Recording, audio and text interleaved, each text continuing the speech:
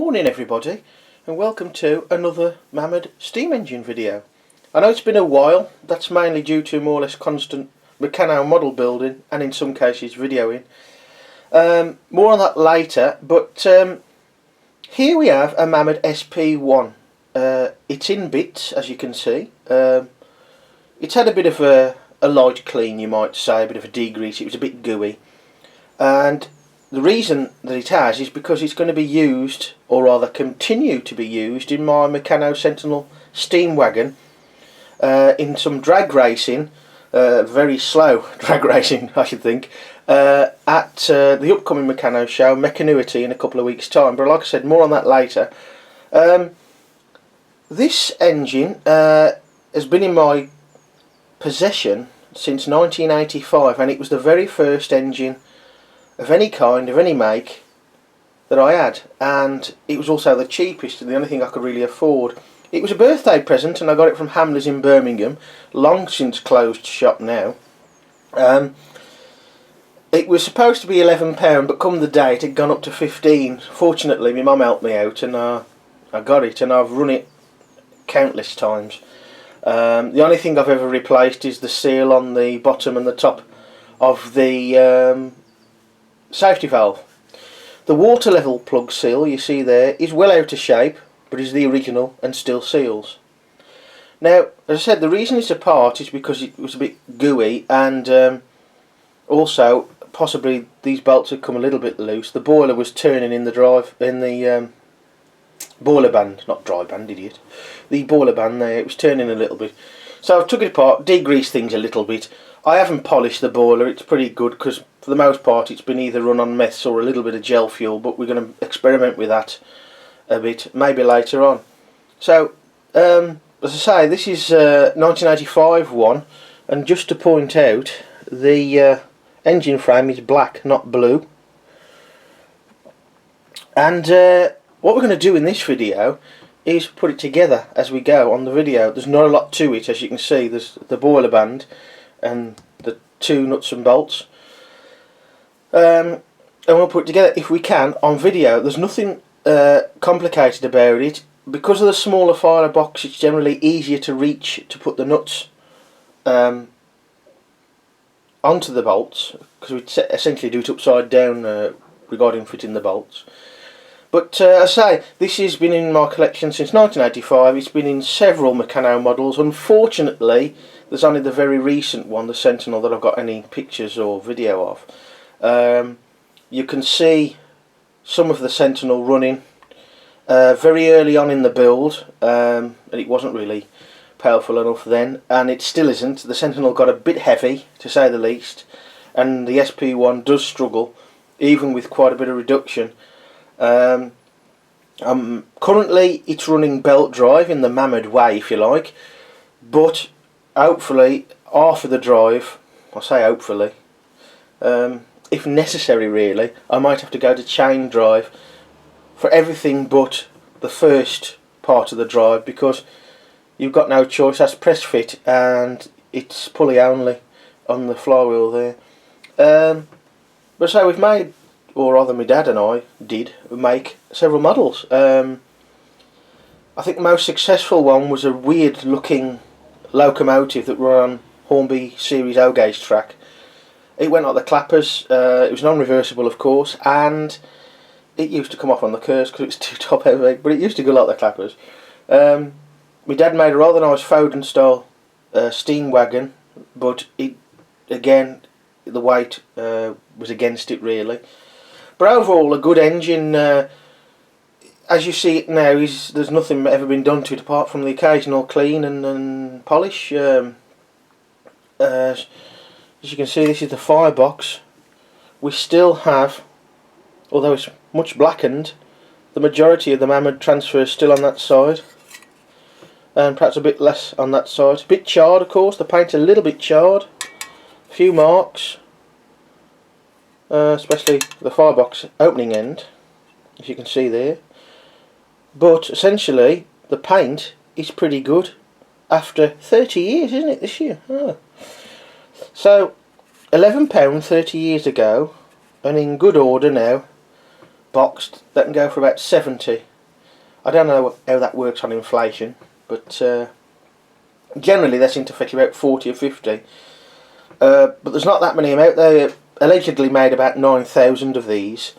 I think it was 9,000. But ceased production in 85. I think it was 85. Certainly this was bought in 85, but I've got a sneaking suspicion it might have been old stock. But anyway, we'll have a look in the book and clarify that, but we'll try somehow to put this together on camera. Right folks, here we go. This is potentially very awkward with one camera that's to the right of me, over my shoulder almost, but we'll give it a go, we'll see how it goes. Not much to it. What do you need? Right, you need a small screwdriver with a thin blade, one Meccano screwdriver. Maybe, but not always necessary, you need a spanner for the nuts. Same size as Meccano, one Meccano spanner. Might have to change to an older one, or indeed a newer one to get a bit more reach, but essentially that's it. Most of the time I've put this together I've got away with just managing to hold the nut with my finger and it bites. Of course the thing's a bit worn and scratched and, well, not rusty but a bit uneven, you know. There's still a bit of goo here and there. So tools wise, that's all you need really. Next up we need the boiler. As you can see there, the boiler. And the boiler band. Now, to stop any potential bits going in the boiler, put your safety valve and your water level plug back in. This is more so when you're cleaning it than rather put it back together, but we'll do it anyway. The safety valve hasn't been left since I cleaned it, so we'll just put the old O-ring, original O-ring, back in. This model wasn't sold in the German market because it hasn't got a sight glass.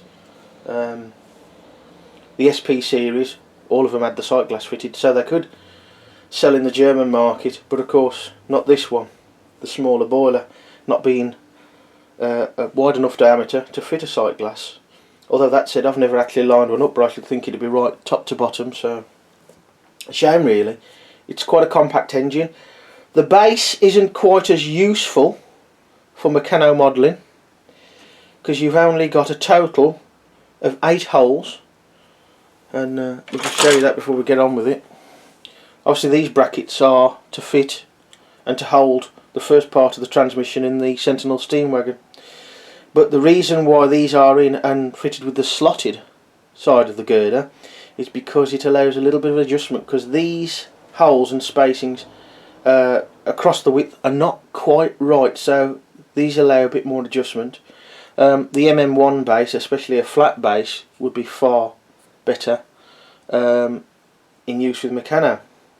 Allegedly the half-inch holes are supposed to be coming back in sometime this summer into the bases of I presume all stationary engines currently made. We'll wait to see if that happens. It would be handy. Some of the models are a bit big, of course, to fit into Meccano models, unless of course they're big Meccano models. That would be interesting, a little bit of reversion to tradition and a little bit of well, a bit more usefulness really, or potentially, should you wish to go that way. So what next? Well, there really isn't a lot to putting this back together. Put your boiler band, thread it through the engine frame, between the engine frame and the boiler. You can obviously see where it's always fitted. Just try and make sure you don't scratch the boiler. I suppose really I should have given this a bit of a brasso up as well, but it's pretty clean. And then we have the firebox.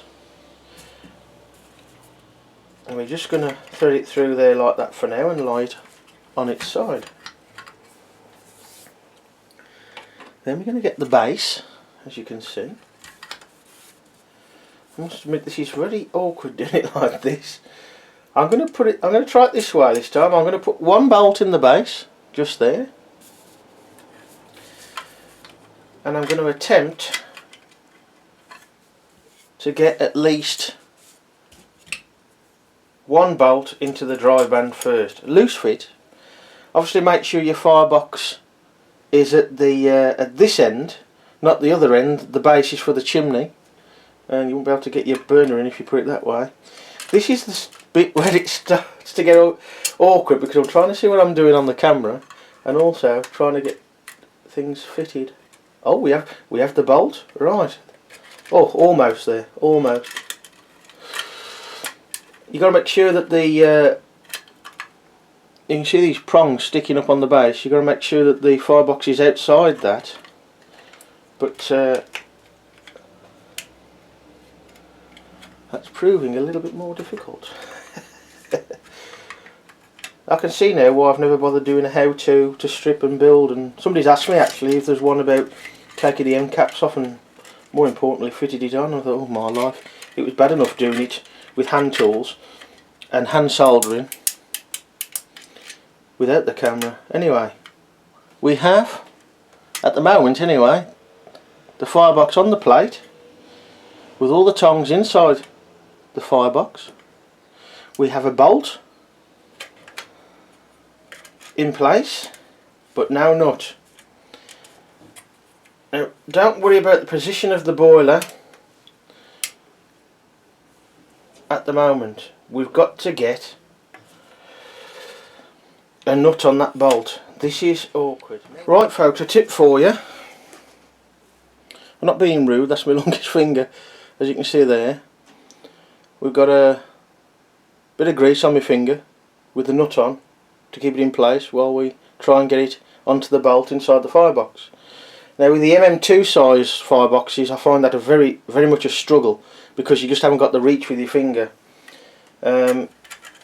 Normally this is where everything falls apart. It's doing it as I speak.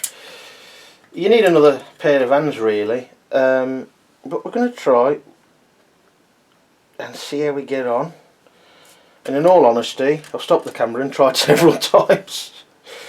Right, let's make sure I've got a decent screwdriver now. It's just that the one was a bit thicker than the norm, the blade, and I couldn't really get in. But I am struggling. It's coming apart again. So we'll try yet again. I suppose you could use tape or something, hold a couple of parts together, but if you do, suggest something that's not very sticky, something like masking tape perhaps, that's fairly easy to remove afterwards. Don't use duct tape, you'll be all day trying to get that off.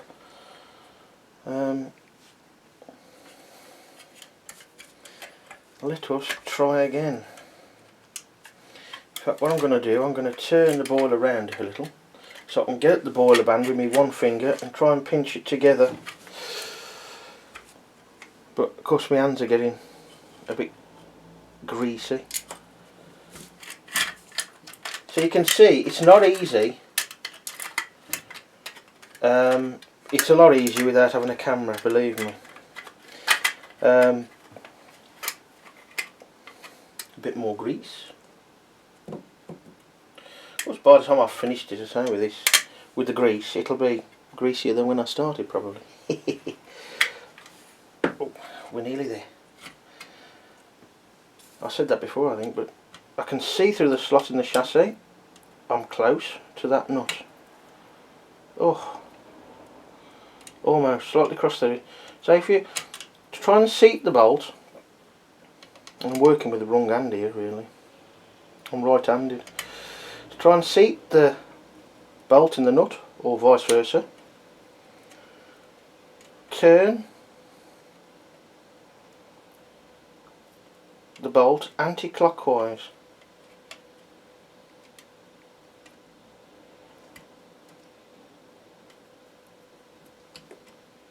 And there we are, we got it on.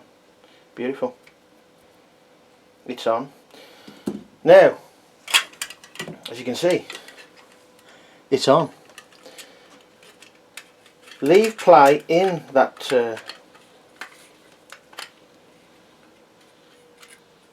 that side that you've just done, so you can actually see that the, and I don't know if you can see this, we'll try, I don't think you can, but make sure the boiler band is down on the base, because if you tighten that too tight, odds on it might be pulled over that way a little bit, to the left in this case, and makes you having to reach for the hole in the boiler band. We don't want to do that, because it's hard work. Plus, when it comes to a bit more grease, when it comes to securing the boiler band properly, the light's warming up the grease, but when it comes to tighten it up properly, you do it evenly.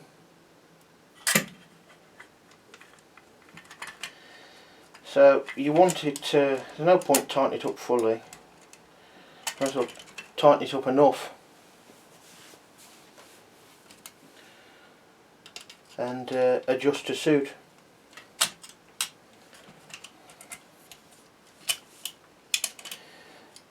That second nut's been a bit elusive.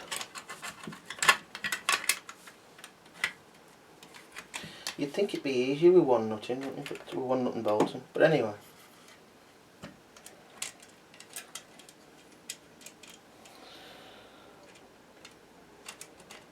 I suppose it is a little easier.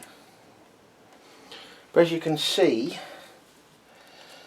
one of the reasons why I haven't really done a full-on how-to with video and not through stills, I'm not really going to be doing a boiler strip sort of thing and resolder. I suppose some things you could do. Soldering might not be too bad, you'd have it clamped I suppose, but in fact I think I remember once messing with an MM2 that was so-called restored. It was repainted, not very brilliantly, and when I got it together it took me ages to get the nuts on because of the reach that wasn't available. Right, we don't need the grease anymore. Of course the screwdriver tends to get a bit messy as well, so I'll wipe that off and clean it properly later. Get rid of some of the grease. You could probably get away without the grease, especially if you weren't looking at the camera. Give it a wipe over, get rid of some of the grease, and I'll tell you what we'll also do. It is something I've well stumbled across really. In fact it was early on, a couple of years back, almost to the day, when I was building the Sentinel with this engine. I got so far and I thought, well, it doesn't run very well, and I don't know why, it was always a good engine, strong performer, and it is still. Wouldn't go, and then I thought, well, how long have I had this mess, and it must have been opened about 15-20 years before, and wasn't quite as good as it used to be. Now I have been buying my meths in bulk bottles of 2.5 litres, and even though I put the lid back on, I find that after a while it's not as good. But what do you do with that meths if there's any left? Open a fresh bottle, better burn, better performance.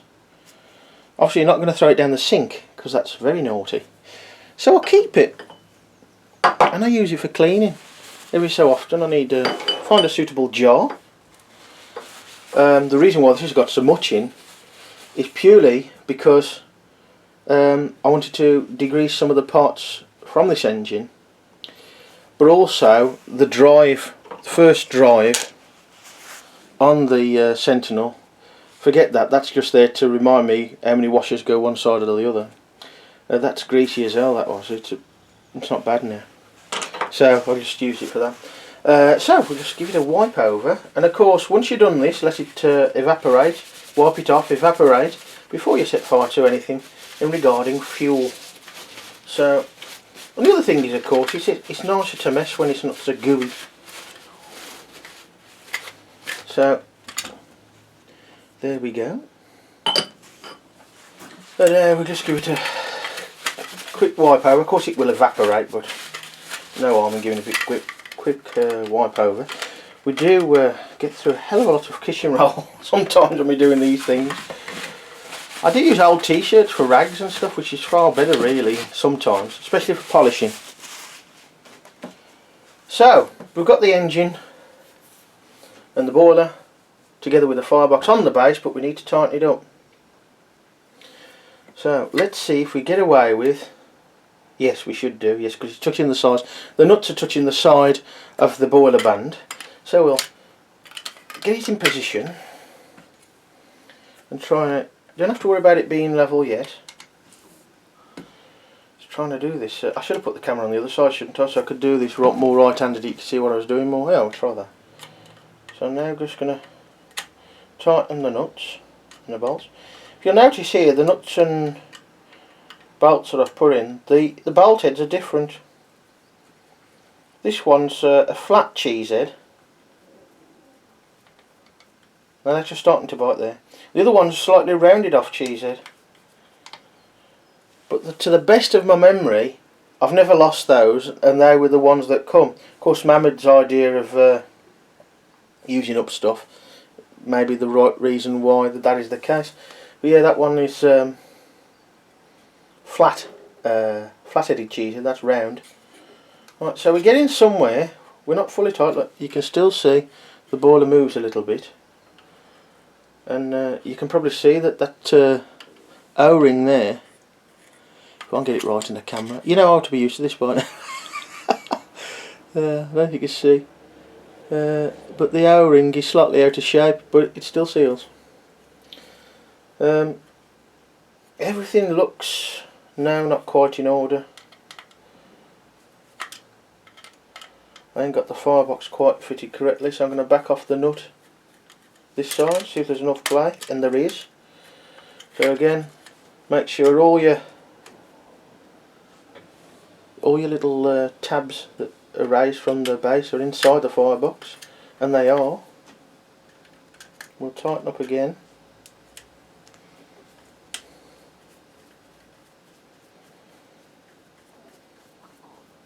Starting to bite, and indeed is that one. Right. We'll get it something like, and we'll try with this one first, and then this one, and we'll have a look down the line of the boiler. I would say that's slightly to the right, and that's about right. There we go. I think that's about right, more or less. So we tighten it gently. The snag with this small engine on the Sentinel is that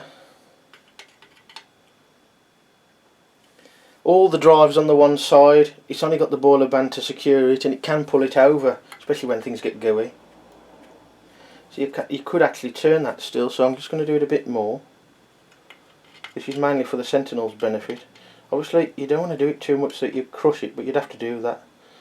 I don't think you could really do it myself with the band as it is. So there we are, we have the two bolts, nuts and bolts in place. Those are the ones for the brackets, so forget those. As you can see, the base for the chimney is fitted in with tabs that are twisted. I wouldn't bother removing those unless you really had to. It would benefit me on this model because the chimney gets in the way and has to be removed for the model, or rather for the drive for the model. But if you bent those too many times back and then back again, they're going to break.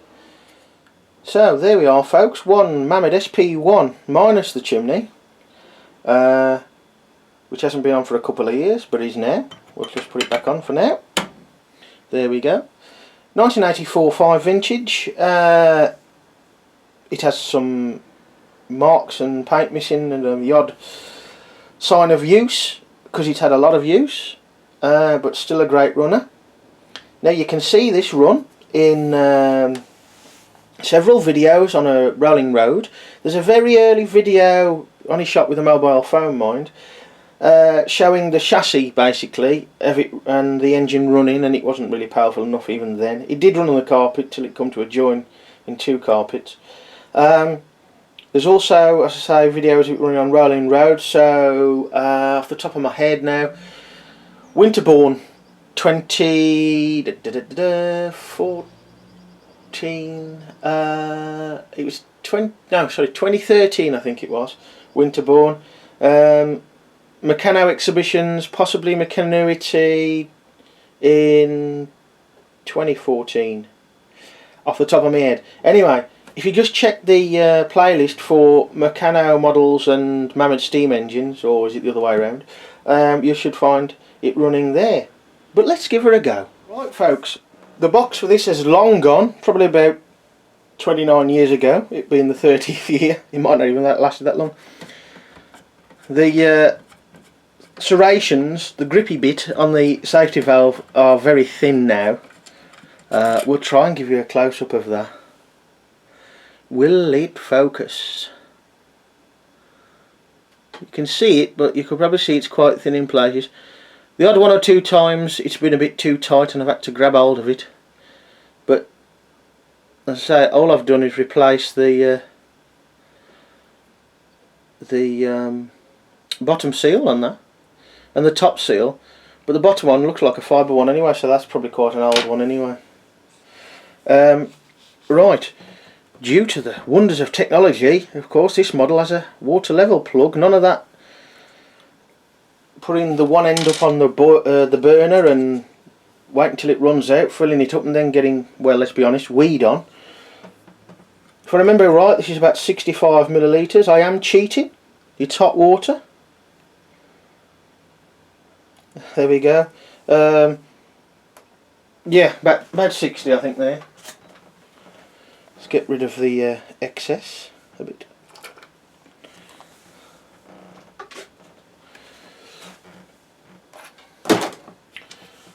We'll get the water level plug with the original seal. But of course, now I've said that it doesn't leak, it probably will.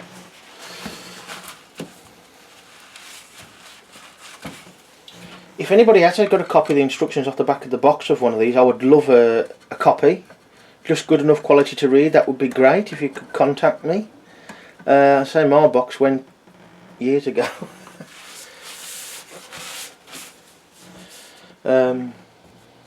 So the water's in. I'm going to try gel fuel. Right folks, we are lit. We've got a standard SP1 tray, less the plastic knob at the end on the handle. It's full of Fuel 4 gel, which is a slightly greeny yellow looking stuff, which again a tin from Go Outdoors, about £7. Cheaper if you've got their like membership card sort of thing. You get about 5% discount I think off most things, something like that. Did a test the other day. This far outstrips sterno for practical use. However, it's still probably not quite as hot as solid fuel. Lasts about the same time as solid fuel, but it's a damn sight cleaner. It's pretty much totally clean. There is a little bit of residue right at the end of the burn, not a lot, and it's easily to just wipe out. Unlike the solid fuel, when it mixes with the oil and the water and all that sort of stuff, and then you get sort of a crud. Well, of course it doesn't take long to get ready because we've got boiling hot water in it, so should go now. There we go, and it'll probably dance around a bit, so I'll hold it. On the foam you can see it's quite quiet, but I can assure you on the hard surface without the foam it would be considerably noisier. It's just starting to blow off by the looks of it. As you can see,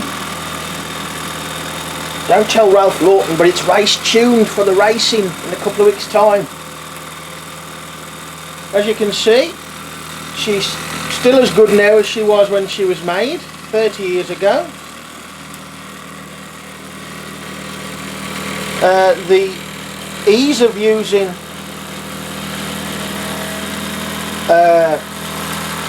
the gel fuel, with the lack of cleaning, there's no cleaning really needed, certainly not on the boiler, is great. Obviously this is a bit of an experiment. I'm not so sure I've actually tried it on this engine. I don't think I have.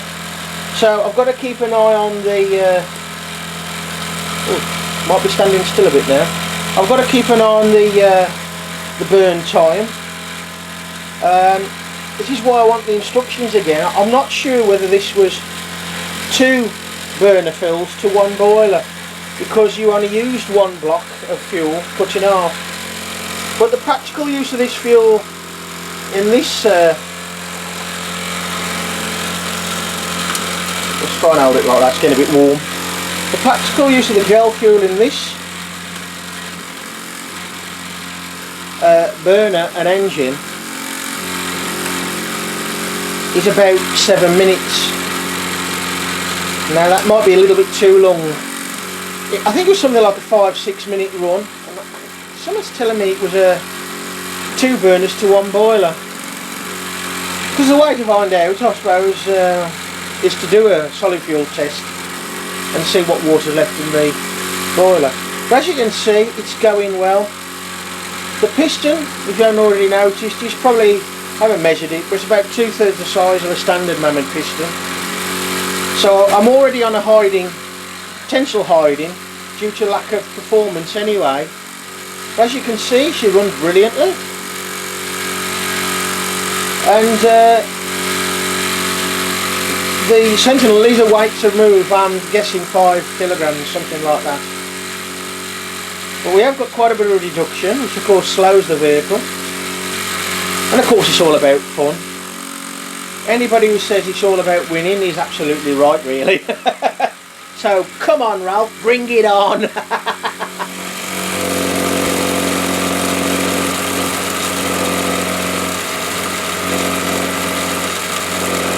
As you can see, the chimney's dancing around a little bit. To prevent that, just open up the catch side of it, where there's like a tongue and it fits in. Just open that up a little bit. Seems to be dying quite rapidly. Let's have a look at the fuel. Wow, it's all gone just like that. So folks, there we go. Strong runner. Perhaps not quite so long on this gel fuel. We'll check the video, find out, see how long it run. But certainly it should run long enough for the race. And talking of the race, if you fancy coming along to see not only the race but other things, come along to the Telford and Ironbridge Mechano Society annual exhibition at Ingenuity, Colebrookdale, Shropshire, England. A couple of weeks time, 2nd, 3rd and 4th of May. There's a bit of live steam, because it is a Mechano show, but we do try and put a bit of live steam in there. There'll certainly be me there. I'll be live steaming this and a few other things. I'm not quite really, well, to be honest, I ain't ready yet. The live steam drag racing is on the first day, on the Saturday afternoon, around 2 o'clock-ish. We've also got, as well as a vast array of Mechano models of all shapes and sizes and complexities. There's 3 rooms in use, including the steam room. We can also live steam outside in the car park with your mobile stuff, if the weather's okay. We are indoor steaming in the steam shed, which officially goes as the covered bay areas. But it's in the small car park to the right of the car park, outside the main hall. Full details coming up on that, but we've also got the yearly challenge. This year's a There and Back Racing Challenge. I know that sounds a bit odd, but you can find more about that on the website. And we've also got, on the Monday, Bank Holiday Monday, we've got radio controlled Mechano set racing. Against the clock, because nearly all of them are on the same frequency. But we're going to try that for a change and have a bit of fun, hopefully. And of course, as long as, especially with the steam engines, as long as it's done safe, that's what it's all about. So, sorry it's been a bit more of a long one than normal, but see you next time.